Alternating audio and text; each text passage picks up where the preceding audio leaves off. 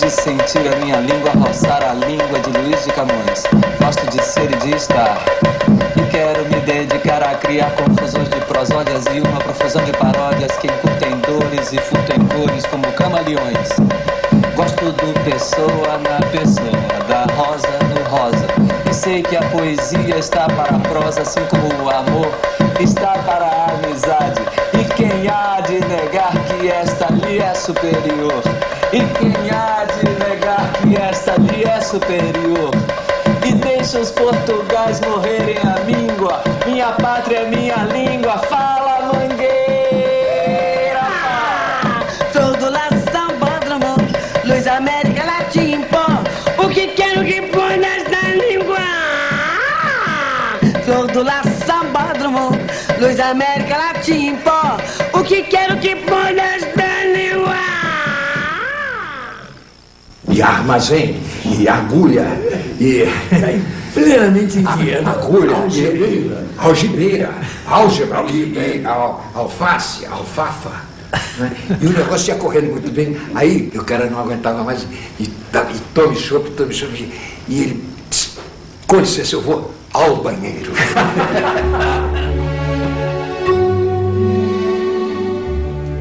Janeiro lá embaixo. Aí acaba a brincadeira aí, diz assim: full flaps down, landing gear down, 3 in the green.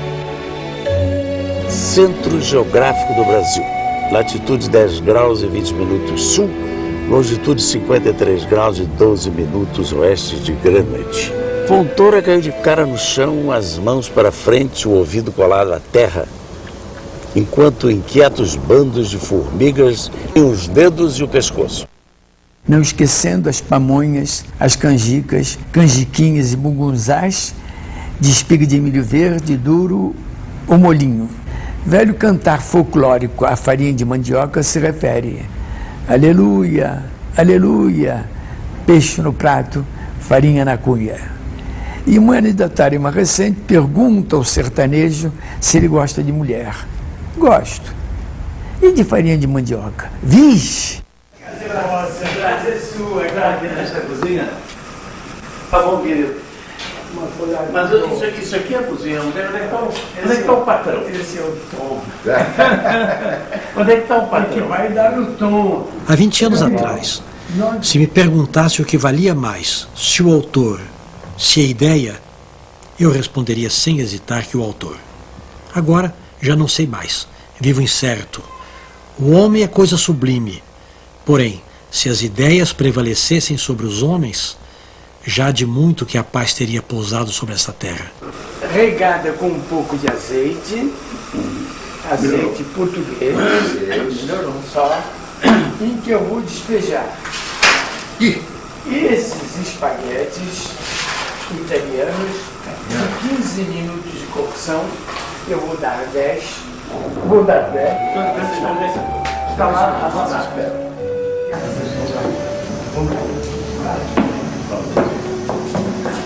Quanto Antônio juntos? É quase demais. Você tá bom? É quase demais. É um excesso em Antônio, meu querido. Muito prazer. Antônio tá dando ali. A ele eu não chamo de Antônio, eu chamo em geral de Xará. Você escreve assim, Xará Cândido. Xará Cândido. Um jogo de palavras, né? Como vai? Tá bem? Muito prazer. Muito prazer. Estamos aqui na casa.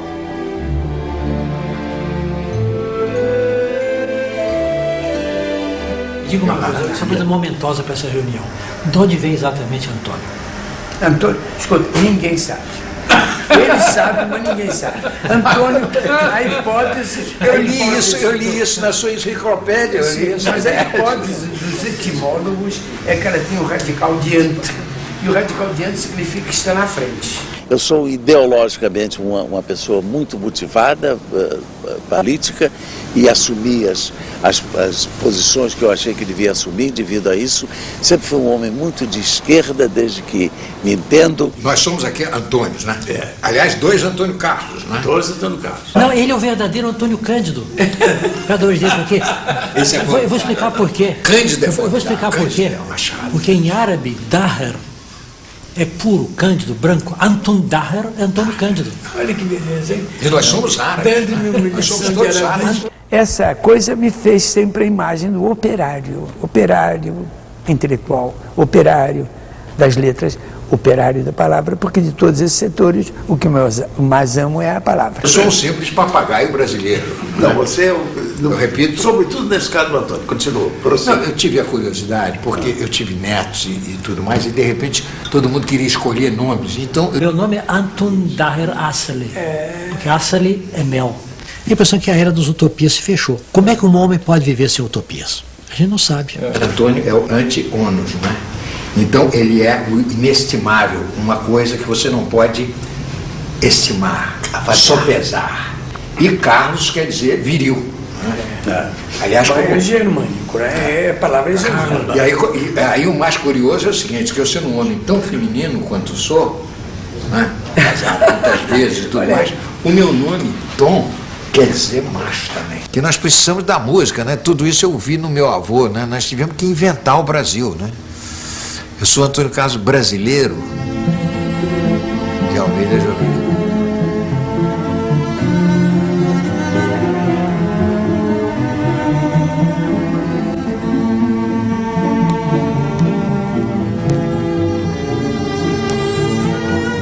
Isso acabei de fazer lembrar uma história que o Braga contava do Picasso. Ele teria sido apresentado ao Picasso pelo Cícero Dias. E como jornalista brasileiro ficou absolutamente em êxtase, né? O Picasso à frente dele, falando. O Picasso falou na floresta amazônica. Então contou que era uma coisa terrível, que o Chico fazia um roçado para dormir de noite.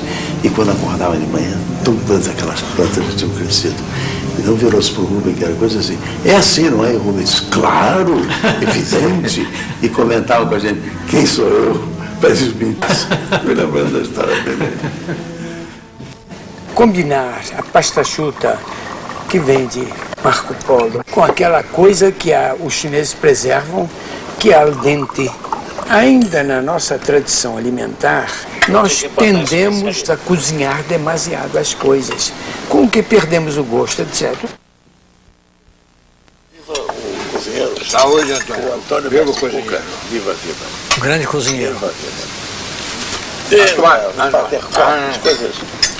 Não, aí vocês estão muito longe. Aí realmente. Eu vou lá. Eu sou João. Esse é o professor. O indivíduo aos 12 anos domina uma língua ágrafa, mas ele não pode inventar a roda sequer. Ele não pode fazer química, física, história natural, filosofia, nada disso. Com uma língua ágrafa, você não constrói a civilização e a cultura. O americano falou comigo lá em casa, lá em Nova York, mas por que você tem tantos dicionários? Porque eu não sou americano, né? Ou seja, eu sou americano do Sul, que é pior ainda, né? Então, eu tenho que ter os dicionários. Agora minha mulher chegou de Nova York com as crianças, ela trouxe naquele Franklin, né? Um dicionário de teclado, né? Que fala. Então, como a língua inglesa tem esse negócio que ninguém sabe como é que vai pronunciar, nem eles sabem. Claro. Então você tem uma tecla chamada say. Então você aperta e o cara fala a palavra que você procurou. Nunca a humanidade poderia pensar, alguns séculos antes, que isso poderia ocorrer. Quer dizer, o fenômeno de uma língua transformar-se como instrumento de comunicação para tamanhas massas humanas. Cada um dos indivíduos, para querer comunicar-se internacionalmente, usa o inglês, mas continua a usar a sua língua. Esse é um fenômeno absolutamente moderno na história da humanidade.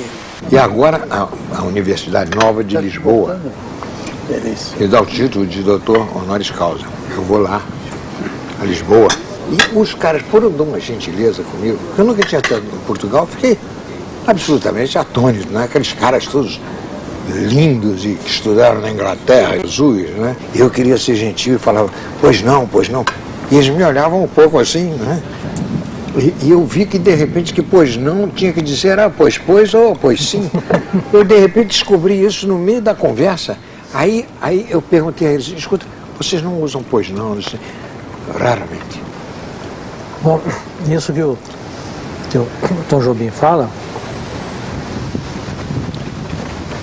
toca um pouco no problema da diversidade da língua portuguesa entre Portugal e Brasil.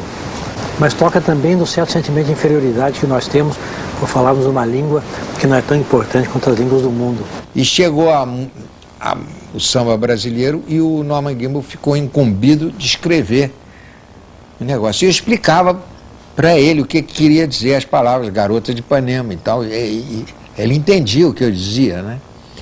Mas quando chegou no negócio de Ipanema, ele não queria que tivesse essa palavra Ipanema. Ele me disse, olha, Ipanema não significa nada, você não está dizendo nada. E nós íamos no táxi, e o táxi andando, e aquela neve caindo, e aquele limpador e coisa, e eu com frio, com aquele terninho, né, de brim, sei lá, aquele terno. E finalmente o chofer, que estava ouvindo tudo aquilo, parou o carro assim, encostou no meio-fio, virou-se para mim e disse assim, você está errado, ele está certo, né? You are wrong, he is right. Em 72, eu era correspondente do Jornal do Brasil na França. E consegui essa coisa maravilhosa em Paris, que era uma empregada que vinha realmente limpar, todo dia aparecia. Chamava-se, quando ela se apresentou para mim, Rosa. Era portuguesa. Eu disse, Rosa, mas que feliz coincidência, pô. Você veio trabalhar aqui? Portuguesa disse assim, oui, oui, je suis portuguesa. Eu digo, Rosa, estou falando francês com você, eu estou falando português com você. Ele disse assim, oui, je vous comprends, mais ce que je veux dire, c'est que je suis du Portugal. Uma conversa assim. Só você está maluca, Rosa? Você está maluca? Eu estou falando com você, português, sou do Brasil. Vai dizer que eu falo tão diferente de você assim. E depois meus amigos disse essa coisa muito bonita que eu não esqueci mais. Ela disse assim, como o senhor vê, eu estou falando francês bastante bem. Eu me entendo muito francês. Meu marido também está aqui, cá estamos todos. Mas há umas coisas, por exemplo, o francês tem mania de chamar a água de l'eau. De l'eau. Olha, não é como a água. Olha, isso eu fiquei muito comovido. Olha, você tem razão. Água é água e de l'eau não é nada. Tall, tan, young, lovely, the girl from Ipanema goes a-walking, and when she passes, I smile, but she doesn't see. Eu digo, mas, Norman, Ipanema um dia vai ser conhecida. O mundo todo vai saber o que é Ipanema. Agora não é como The Boy from Cucamonga, entende? Com menos de um ano eu já estava nas areias, nas dunas de Ipanema, né? Ipanema era toda de areia. A minha rua, a Barão da Torre, era de areia, né? Eu me lembro aquelas dunas, poucas casas, às vezes em cima da duna tinha uma casa assim. E a gente vivia aí nessa lagoa, e o arpoador, você dormia na sombra da amendoeira, na praça Nossa Senhora da Paz, dormia ali e acordava vivo, né? E aqui, para vir para a lagoa, uns vinham pelo Maitá. Pelo Maitá, pela Baixada, pelo Vale de Botafogo, para sair aqui. E depois contornavam as pedreiras, iam sair lá na Montenegro e iam para a praia. O Marcelo Mastroianni disse, eu não vou mudar para Hollywood, porque eu tenho Roma, né? Eu vivo em Roma. Porque ele, quando era garoto, disse que ele ficava lá em Hollywood e via, assim, passava aquele carro com o vidro escuro, né? E ele via sair o Hitchcock, você via sair o Gary Cooper, né? O Cary Grant, ele via aquilo, ele ficava na porta daqueles hotéis grandes. Depois que ele cresceu mais, ele disse, mas eu tenho a minha Roma, né? E eu diria, né, parafraseando o Mastroianni, que eu tenho o meu Rio de Janeiro, né? Veja a marca do taquara do bambu, né? E esse bambu me parece oriental, viu? Porque o nosso taquaruçu de espinho, ele fica grande também, mas ele é torto, ele vai assim, os gomos vão assim. Parece mais brasileiro. Com certeza. Porque rebola, né? Vai para um lado e vai para o outro. Quando eu comecei a estudar a música, e aí profissional de música, um livro que me influenciou muito foi o livro do Mário de Andrade. Mário de Andrade não era musicólogo, era professor de piano, compunha e tudo mais, tinha o Vila Lobos. E ele ali, nesse livro, né, na história da música, ele dava alguns conselhos ao jovem compositor brasileiro, né? Ele dizia, olha, se você não tiver talento, faça música brasileira. Se você tiver algum talento, faça música brasileira. E se você for um gênio, faça música brasileira. Há um estranho rapaz de Poços, cujo mistério decifrar não posso. Nascido no Rio de Janeiro, será paulista ou será mineiro, esse enigmático rapaz de Poços? Tem uma influência carioca muito marcada. Minas, o meu modo de ser também, a família do meu pai, eu também me sinto muito mineiro. E a minha formação intelectual superior é toda de São Paulo. Quer dizer, eu creio que posso dizer que eu sou um intelectual paulista. Você, eu, Lorival, Paulo Emílio, Agildo, o Rui, nós, na verdade, fizemos uma universidade francesa. Era o maior colonialismo. Eles não perguntavam se a gente entendia. Não. Eles entravam e começavam a aula em francês, tranquilamente. Acho que nós fomos a última geração profundamente impregnada de França, como era dos nossos pais. Nós tínhamos uma grande admiração pelo professor de filosofia francês, o professor Jean Monnet. Então, aqueles que já tinham feito o curso continuavam assistindo às aulas que ele dava. Eu acho que isso aí, Décio, foi fundamental para a formação de todos nós. Quer dizer, nós todos acabamos não sendo nem sociólogos, nem filósofos, mas utilizamos a sociologia e a filosofia para pensar a vida cotidiana. Ele dizia, é preciso vocês pensarem sobre os seus amores, sobre a fita de cinema que vem, sobre os acontecimentos do dia, sobre pintura. Isso é que é filosofia, dizer, é entender a vida. E nós fomos marcados por isso. Nós fomos todos para a crítica. Eu costumo dizer que na minha formação eu tenho 3 coisas decisivas. Primeiro, meu pai e minha mãe. Meu ambiente doméstico, com biblioteca, tudo. Segundo, a Faculdade de Filosofia. Terceiro, o Grupo do Clima. Quer dizer, essas 3 coisas me formaram. A seção que eu fiz, que é Ciências Sociais, Filosofia, assim como as letras, funcionava no 3º andar desse prédio, que era o Instituto de Educação. Foi aí que eu conheci, aí que eu passei a conviver com os meus grandes amigos. Nós constituímos o grupo chamado Grupo do Clima. Foi quando nós estávamos aí que surgiu a revista Clima. Quando nós estávamos aí foi que se fez a revista Clima. Foi aí que nós constituímos um grupo muito fraterno e que teve uma grande influência uns sobre os outros. De modo que esse 3º andar aí era a nossa base de operações. Era um grupo muito cheio de piada, né? Cheio de brincadeira. Nós saímos juntos, íamos tomar chá, íamos fazer excursão na Redondeza. Realmente tinha importância muito grande naquele momento, não é? O Paulo Emílio, nesse sentido, ele era um dos centros do grupo, porque qual é a experiência artística que nós tínhamos? Essa situação de um cinema oprimido é algo, né? É algo que se encontra com muita clareza, né? Desde as raízes fundamentais de nosso cinema. Eu me lembro do Paulo Emílio um dia, eu conversando com o Paulo Emílio e dizendo que eu não tinha encontrado a maneira de fazer uma crítica que fosse sociológica, que fosse marxista. E o Paulo me disse, você acha isso necessário? Eu, quando faço política, sou marxista e faço política. Quando eu faço crítica de cinema, eu faço crítica de cinema, é outra coisa completamente diferente.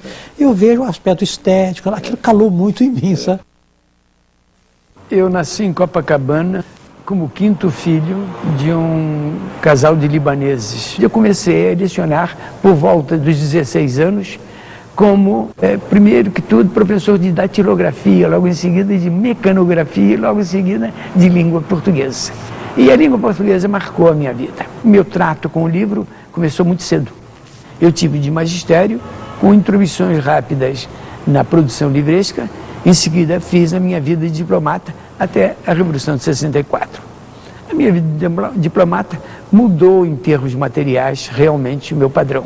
Até então, eu era um homem que lutava com grandes dificuldades para a sobrevivência.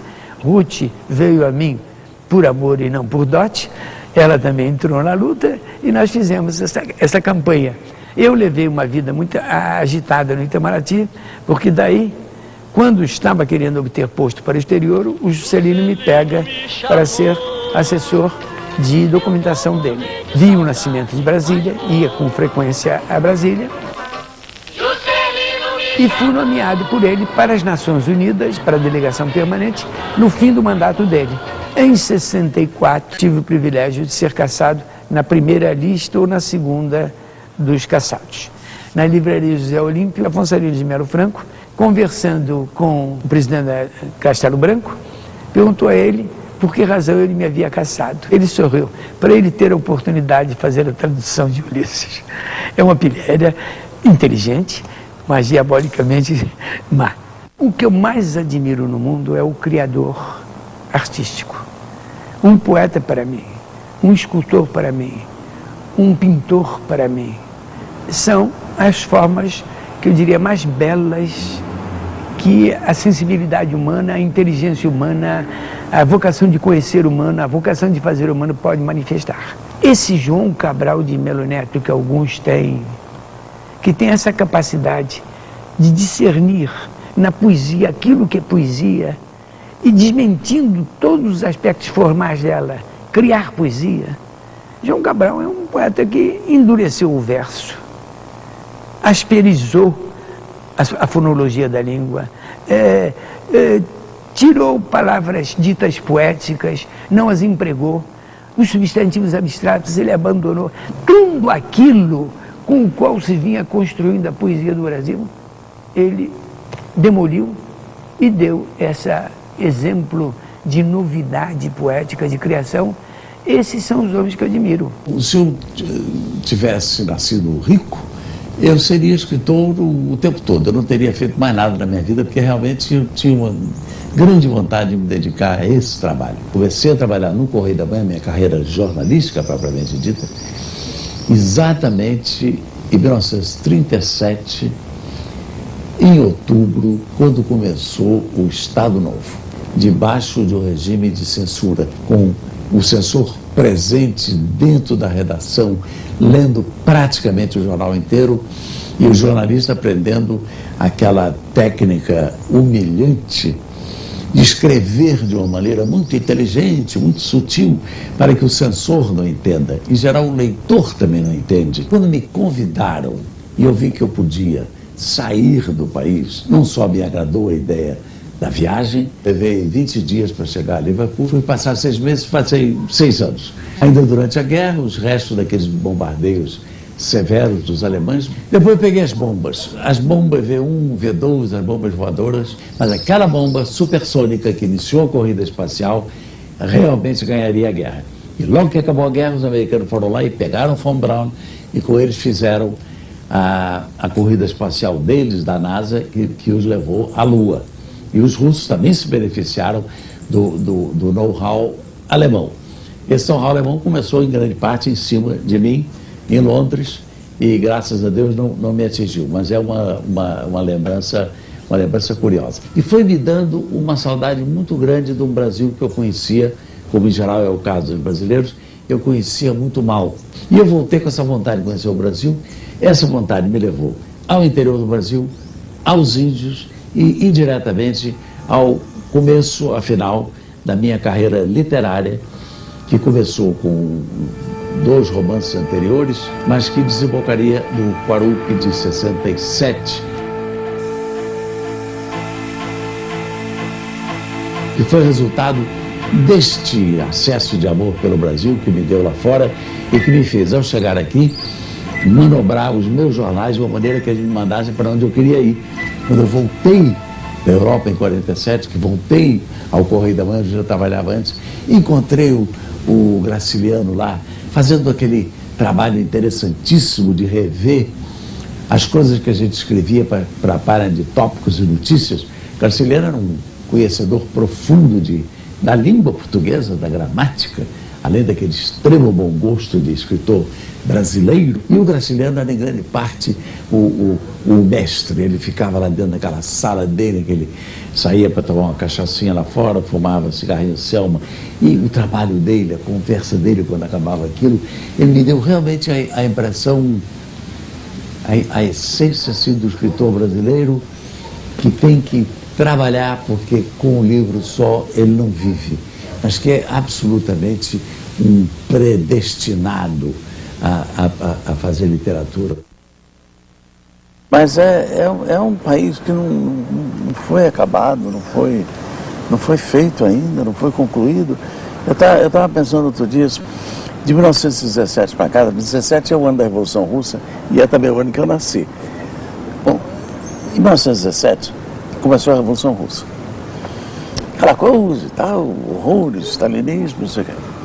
Eles conseguiram o único país que conseguiu meter medo aos Estados Unidos. Conseguiu aquela coisa deslumbrante que acabou falhando Houve realmente o cerco capitalista, a acumulação primitiva de capital, mil razões, não interessa.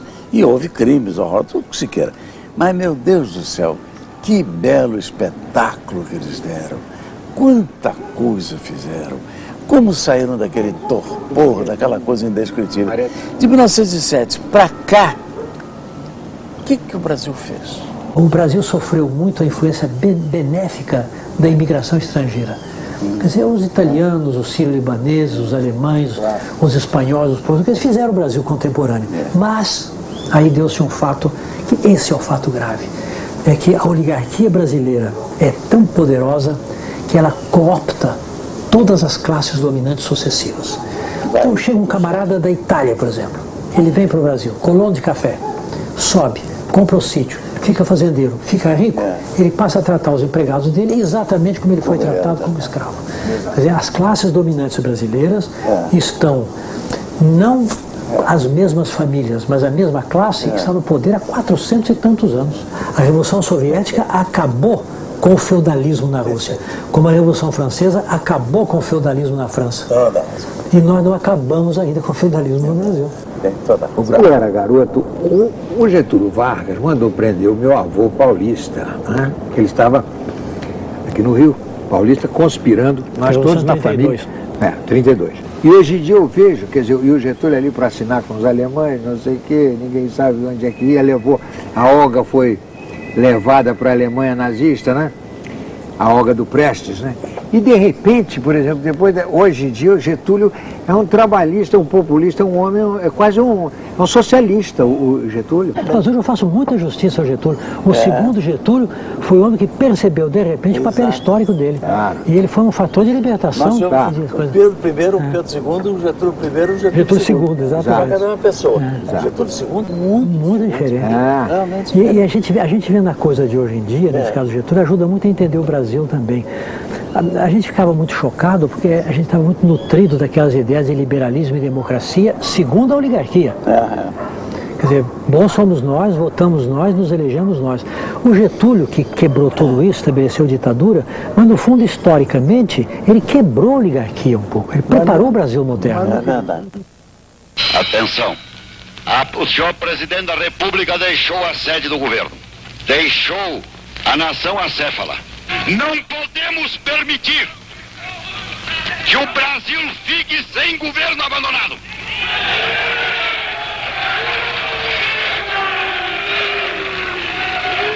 Sob a nossa responsabilidade, a população do Brasil, o povo, a ordem. Assim sendo, declaro vaga a presidência da República.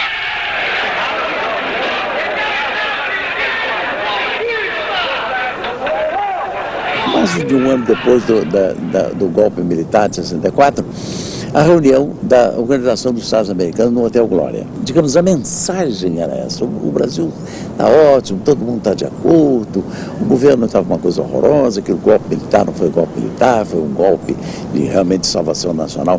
Isso eu achei que realmente era muito desaforo demais.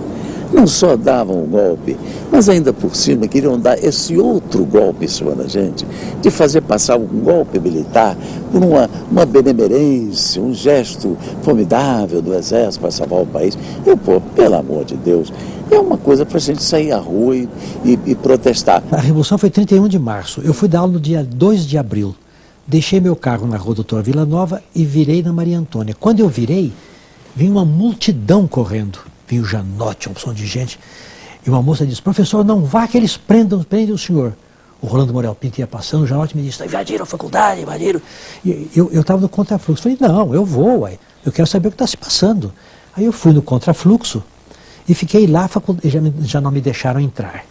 Os professores que estavam lá dentro ficaram presos lá dentro. Os alunos também não deixaram mais ninguém entrar. O grupo era muito grande, mas no dia mesmo da manifestação, da gente ir para frente, olha, com umas faixas escritas abaixo a ditadura e abaixo o Castelo Branco, nem me lembro mais, uma porção de faixas que nos custaram um certo trabalho, que a gente precisava fazer aqui no meio, escondido. E quando chegou no dia desse grupo todo grande, na realidade apareceram 8 pessoas lá. Porque depois vem aquele papel que diz, o senhor está convidado, e embaixo tem intimado, né?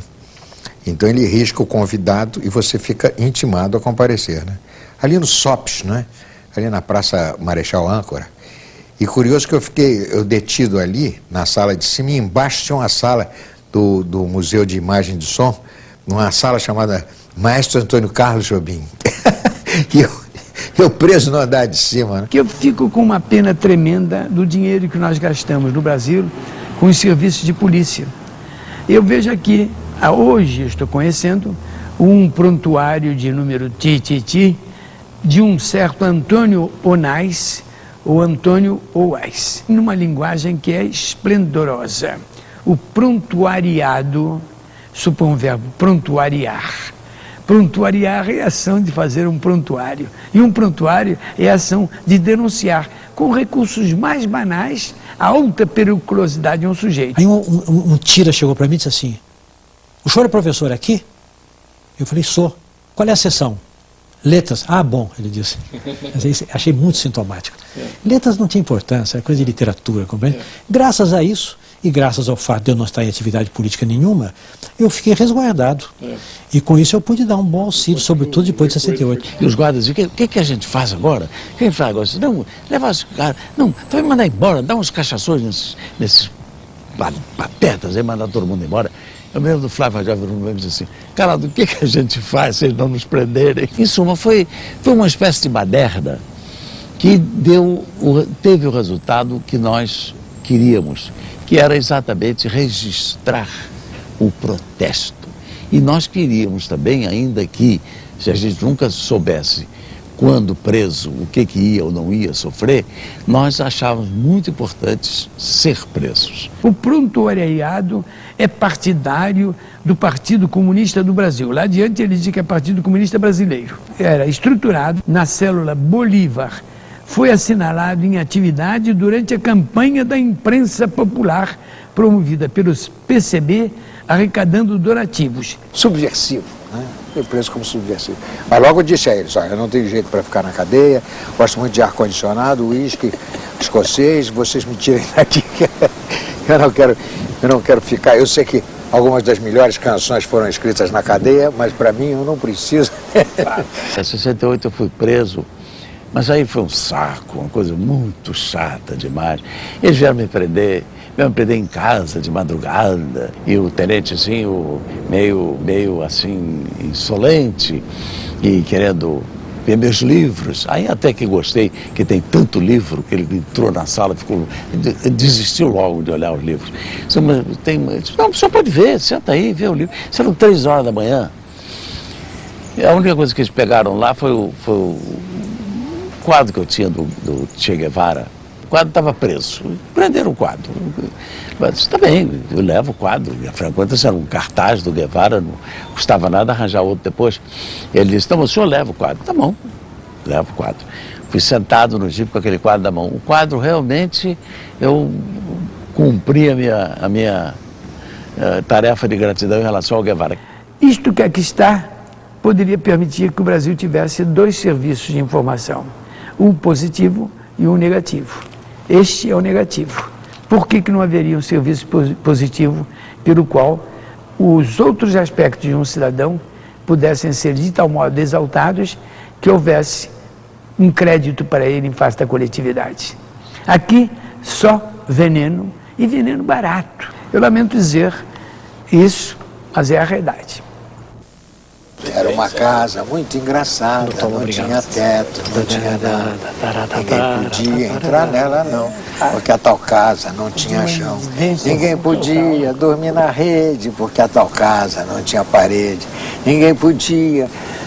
É a graça, né? É um grande espírito de porco, porque hoje é sábado. Há um namorar e um dar sem conta, porque hoje é sábado. Mas realmente o Vinícius, ele tem um negócio que ele fala, que ele toca o povo. Marcos Vinícius da Cruz de Melo Moraes. Aí a Lígia ficou aterrorizada. E digo, mas Vinícius, você ainda tem uísque em casa? A Lígia não quebrou as garrafas? Ele disse, ela já pensou nisso, mas tem medo. Você sabe que a mulher pegou 2 garrafas de uísque escocês aqui, quebrou na pia, na minha frente, fez... Quebrou. Eu quase que me cortei, né?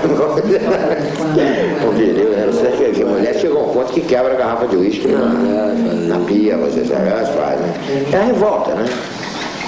Mas não adianta, a gente compra mais. E aí ele me contou que queria fazer o Orfeu, né, baseado no mito, na lenda grega, né?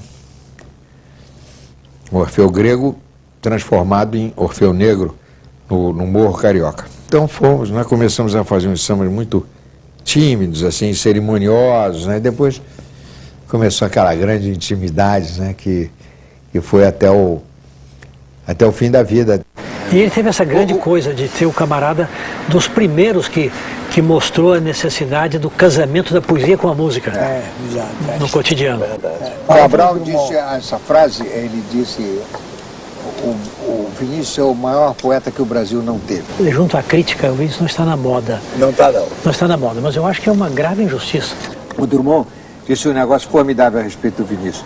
O Vinícius é o único poeta que viveu como poeta.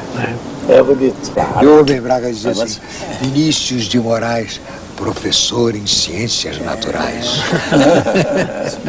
Esse aí que está atrás pode não ser um dos grandes do mundo, mas no Brasil não houve ninguém como ele. Essa criatividade eu admiro e consagro. E consagro mesmo com toda emoção. O Cirari realmente vivia para aquelas tintas, morreu delas, aliás, em grande parte.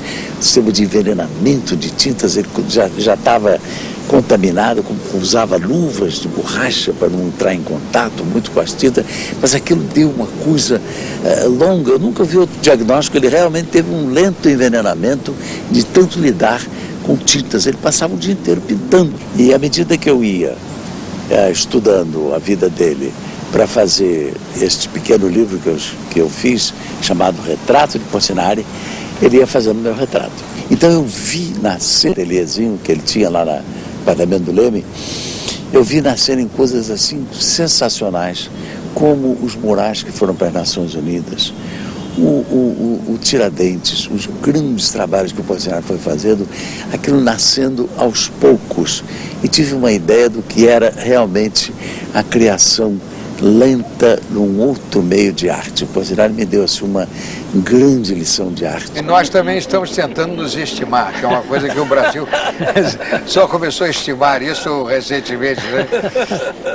Os artistas tinham ódio de si próprios, morriam sempre tuberculosos na sargenta, né? E havia sempre aquela, não é? Noel Rosa, 26 anos, né? Da prontidão sem fim, vou fingindo que sou rico, pra ninguém zombar de mim. O mundo me condena. Eu vou gravar essa música. Isso é uma coisa de uma beleza sem par. Guimarães Rosa está dentro da minha obra. Aliás, lamentavelmente, você não encontra o disco Matita Perê, porque eles botaram os outros discos em CD e não botaram Matita Perê. Matita Perê é muito brasileiro mesmo, muito brasileiro, muito Guimarães, muito tudo, né? Tudo que eu tenho que escrever já está aqui na minha cabeça. Eu já fiz um livro, estou fazendo os outros, mas já está tudo na minha cabeça. Mas Rosa... Todos aqueles bichos que o Guimarães fala, eu conheço pessoalmente, sei imitar, sei quem é. Aliás, o Guimarães Rosa, ele pegava as críticas todas e botava de cabeça para baixo na parede, né? Porque as pessoas diziam exatamente o contrário do que ele era, né? Se ele tivesse publicado só a Sagarana, já seria uma figura absolutamente ímpar na história da literatura brasileira. Aí apareceu o João Gilberto, né? O João Gilberto, que ninguém queria gravar o João Gilberto, porque achava que aquilo era muito bonito, mas que não era comercial. Tinha aquele negócio, não é comercial, é bonito, mas... Finalmente, obtive a permissão de fazer um 78, com o João Gilberto. De um lado tem a música dele, o Bim Bom, né? Bim Bom, Bim Bom. E do outro lado foi o Chega de Saudade, né? Vinícius de Moraes com música minha, né? Aí estourou esse disco, estourou. Esse disco, quando mandaram para São Paulo quebrou o disco. Eu disse, olha o que o Rio nos manda. Pá, quebraram o disco. Eu não estava entendendo nada do que o João Gilberto estava falando. Jorge Amado escreveu: o louvor vem do povo. A inteligência massacra tudo que surge. Eles não gostam do poeta, não gostam do músico, não gostam de ninguém. Eles não gostam dos artistas. Porque o louvor vem do povo. O povo é que gosta de... Ah, que bonito e tal. Ali para cima, tudo aquilo, olhado de cima, parece suspeito, né? O Chico Buarque parece um tipo suspeito. Olhado do castelo, né? Tem gente até hoje falando mal do Villa-Lobos. Até hoje. Ora, o Villa-Lobos morreu em 59. Ele é de 1887.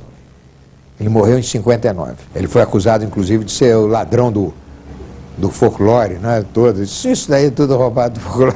Ele um dia, com a imprensa, disse: o folclore sou eu, né? Que realmente o folclore, na mão do Villa, virava uma outra coisa. O Villa era, sem dúvida, um gênio, né? Meu amigo Pedro Nava, em que navio embarcou? Nas águas do Westfália ou nas águas do Lidador? Em que bramas, em que brumas, Pedro Nava se afogou. Em que antárticas espumas, navegar o navegador. É incrível mesmo como um homem, quando sai e vê a luta pela vida fora do seu país, entende melhor o seu país. Eu acho que o Brasil é um país muito ligado, muito mais ligado visceralmente, por exemplo, à Europa, do que a gente pensa no primeiro momento. Não é esse negócio de Brasil e Europa. Nós somos Ocidente. Nós somos uma civilização, nós somos uma civilização mediterrânea, é todo o Mediterrâneo, qual nós pertencemos. E aí, você está em Portugal, é um pouco, você está no Amazonas, compreende? É diferente, é esquisito. Você fala.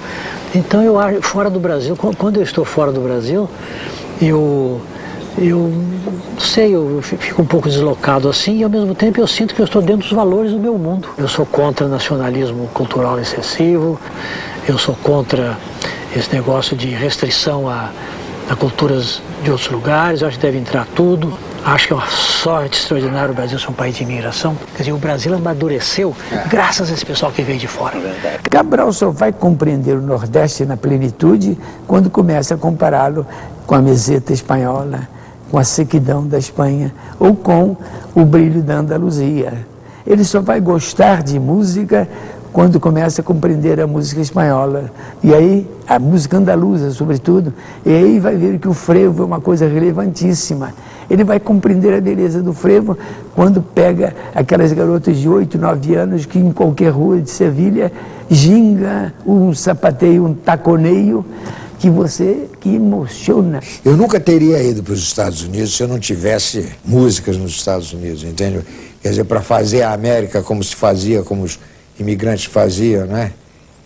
Eu nunca seria esse homem que vou sair daqui de Ipanema para fazer a América, né? Para fazer o quê?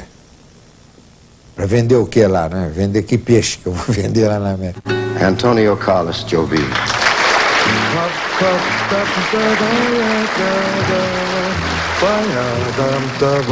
Eu, em geral, sou muito optimista em relação à relação do Brasil com os países estrangeiros.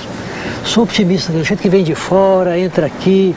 Quando o meu amigo Aziz Simão, por exemplo, me conta que o pai dele tinha uma máquina de café perto de Bragança e os filhos de Sírio, e o primo chamava assim: Najib, o pai vosso está te chamando você. O pai vosso está te chamando. Najib, o pai vosso está te chamando você. Quer dizer, esse negócio, essa capacidade, isso é uma coisa que o Brasil... 3 tratamentos numa breve prática. O Brasil tem de positivo. Que riqueza. Isso o Brasil tem de positivo. Todo homem, para ser homem, no futuro, vai ser um viajor também. E no privilégio de viver, você tem que incluir isso. Trabalhar é a condição, mas usufruir o fruto do seu trabalho é uma obrigação social. A sociedade que nega isso aos seus filhos é porque é uma sociedade imperfeita. Mas eu diria que da minha viagem saiu esse amor pelo Brasil, indiretamente saiu uma fase muito mais importante da minha criação literária também. Então a gente se afastar tem esta importância na vida da gente. Ele tinha muito medo de avião, então quando chegava no aeroporto ele beijava o chão. no chão da terra dele, né? Eu acho, por exemplo, a presença africana no Brasil uma sorte extraordinária. Português é um povo, sem ofender algum português aqui por perto, é um povo baixote, meio feio, meio reto.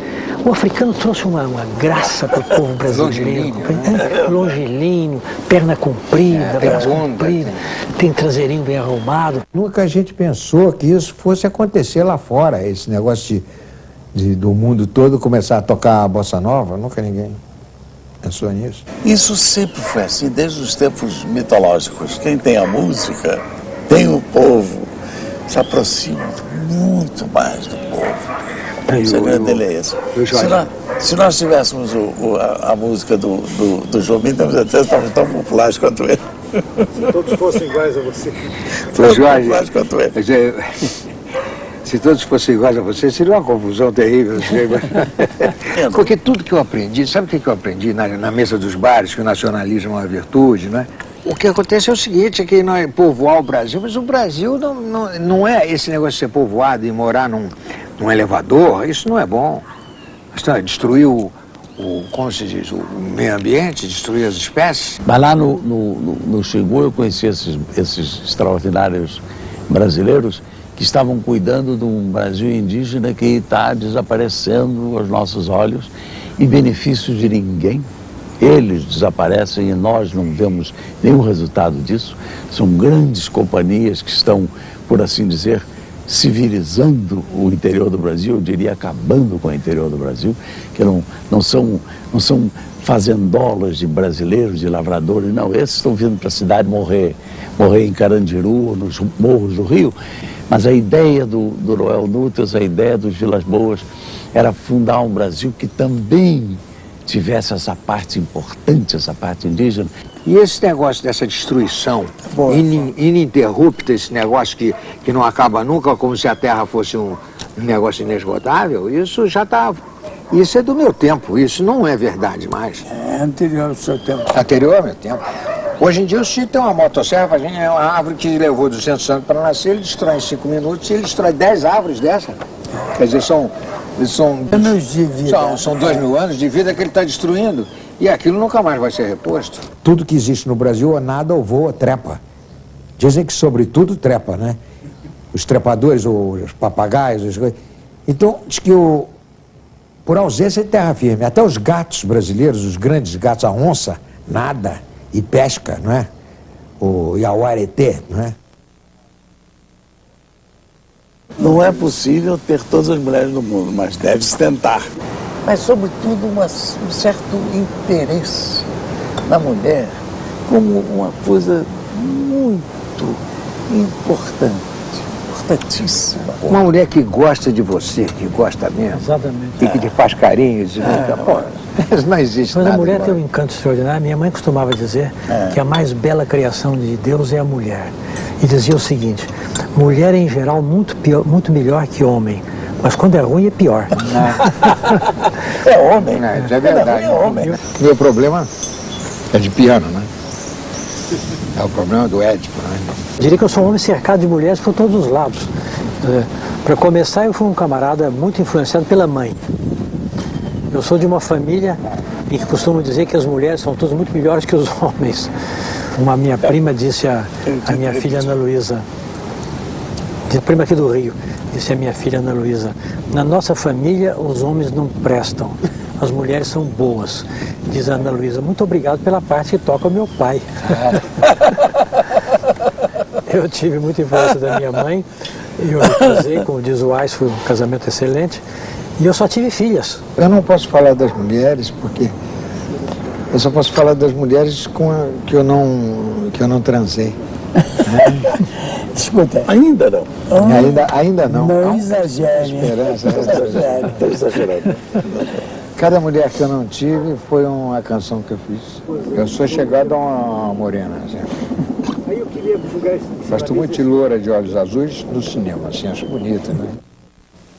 Do ponto de vista das ideias, a grande coisa do nosso tempo foi a criação das utopias no século XVIII. O liberalismo, o socialismo, o comunismo, o anarquismo, a fraternidade universal, a igualdade, a felicidade pela instrução. Nós acreditamos Progresso. numa dessas coisas. Progresso. Condorcet dizia no Tableau, ele dizia que quando toda a sociedade fosse instruída, os homens todos seriam felizes. Claro que o homem vai fazer estações na Lua e depois em Marte, não sei o quê, como os russos continuam a falar nisso, os americanos então nem se fala. Eu acho que a humanidade está caminhando certo, quer dizer, o caminho é esse e eu não vejo razão nenhuma para ficarmos tristes por causa disso. Onde eu considero que realmente eu fiquei mais pessimista é em relação ao Brasil. O Brasil precisa merecer a bossa nova, entende? Precisa ficar bom, com saúde, ir à praia, casar com uma moça bonita, entende? Ter filhos, entende? Sair no barquinho do Menescal e Boscoli, né? O barquinho vai, a tardinha cai, né? O amor se faz num barquinho a navegar no macio azul do mar, né? Gafanhoto, num azeite de oliveira, frita um pouquinho, quando ele começa a estalar, você leva a boca, é um camarão delicioso. São João Batista comeu com muito prazer, pode estar certo. Nós estamos agora vivendo essa coisa duríssima, fim das utopias, que gera uma coisa muito estranha, porque a utopia cria o homem superior. Porque a utopia faz você subir acima de você mesmo. Enquanto que agora nós estamos numa era de homens inferiores. Não existem grandes homens. Eu costumo sempre dizer que na nossa geração havia uma quantidade de grandes homens para o bem e para o mal. Charuto cubano, né? Nessa hora, comunismo absoluto. O Brasil não é mais um país novo, como se dizia antigamente, não. É um país já muito antigo, é um país tão antigo quanto os Estados Unidos e o Canadá e a Austrália, e é um país que tem recursos extraordinários há muito tempo que os tem, e que, no entanto, não sai de um ritmo ridículo de país pequeno, de país corrompido. O Monteiro Lobato descreve-a e provou-a e achava-se um bom comedor de formiga. As bundinhas dela, numa farofa, são uma maravilha. No momento em que a farofa está crepitando, você põe aquilo, elas começam também a instalar, sai um ligeiro cheiro de ácido fórmico. Aliás, o nome vem da formiga. Pode comê-la assim ou pode comê-la simplesmente grelhada, corpo todo, numa panela, e aí come como se fosse ela mesma a própria farofa. O grande memento homo do século XX foi o nazismo. Sob esse ponto de vista, eu acho que foi o fenômeno mais importante do século, porque a Revolução Russa veio para realizar os ideais utópicos. Sim. Enquanto que o nazismo foi a prova de que é possível você, dentro de uma atmosfera de utopia, instaurar a barbárie. Quer dizer, o homem, a qualquer momento da sua história, o homem é capaz de reverter aos piores padrões de barbárie. Infelizmente, as sociedades de carência de recursos, em geral, se vinga sobre os pobres. É a dieta do pobre que é a primeira a sofrer, pela monotonia, pela igualdade e pela quantidade, porque os preços aumentam. Esse é bem um quadro do Brasil presente. Mas eu tenho esperança que tudo melhore, né? Eu vejo essa coisa, essa cultura do não aqui, quer dizer, eu fui educado sempre aquele negócio miserere nobilis, né? Pra gente ser miserável, ser nobre e morrer de fome na sarjeta, né? E que tudo isso é muito bonito. Mas eu acho que chega um ponto agora que isso não é mais bonito, que a gente tem mesmo é que resolver os problemas. Nós não levamos a sério o problema da educação. A minha tese. Não há absolutamente um esquema para realmente nos tirar disso. E sem esse problema da educação que já foi mencionado aqui, não há salvação possível. Então temos esses lugares de varredores da galáxia, se você quiser. Eu tenho muita vontade de ver chegar o ano 2000, porque acho uma coisa insólita. Por exemplo, você escrever um cartão postal 1º de janeiro de 2000. Parece palpite do bicho, né? É uma coisa formidável a gente estar aqui juntos. Muito falamos. Muito falamos. Quem sabe dissemos alguma coisa? Eu quero Xará. Grande prazer. Até daqui a pouquinho. Até daqui a pouquinho. Espero vê-lo assim mais de perto. Mais frequente. Agora eu vou dizer uma coisa linda para os Antônios. Haverá coisa mais viúva do que a saudade de possuir olhos de chuva e eu ter o coração de girassol? É a força bruta, a força bruta. Pra poder me reabilitar. Foi que essa vida não tá sopa. Que eu pergunto com que roupa. Com que roupa eu vou te dar. ao samba que você me convidou, que eu quero ir. Com que roupa, eu vou, com que roupa que eu vou, ao samba que você me convidou. Agora tô calado que nem sapo, pra ver se escapo dessa praga de urubu. O meu paletó virou farrapo, eu vou acabar ficando nu. Oi, essa vida não tá sopa. Eu pergunto com que roupa, com que roupa, babá, eu vou ao samba que você me convidou, que eu quero ir. Com que roupa eu vou, com que roupa que eu vou, ao samba que você me convidou. Cadê o violão, Tom? Cadê o violão?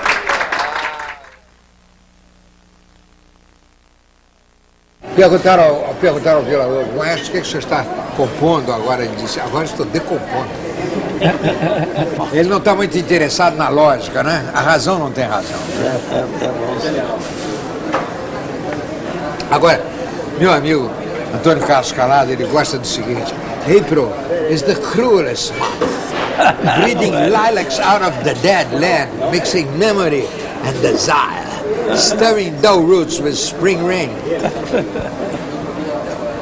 The snow kept us like a blanket. Summer surprised us. Summer surprised us. Coming over the Starnberg Sea with a shower of rain. Que beleza, que beleza. Mary, não sei o que, eu estava do trenó, né? I was Archduke's my cousin, and he said, Marie, Marie, Marie. And down we went. Que beleza.